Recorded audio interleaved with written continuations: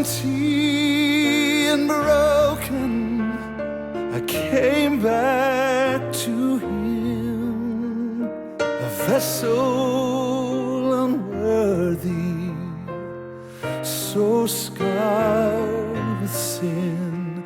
But He did not despair. He started over again, and I bless the day He didn't throw the clay away. Over and over He molds me and makes me into His likeness.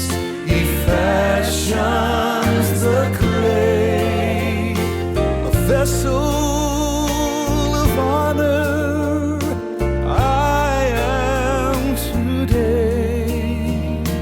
All because Jesus didn't throw the clay away. He is the potter, and I am the clay, molded in His image. He wants me to stay. When I stumble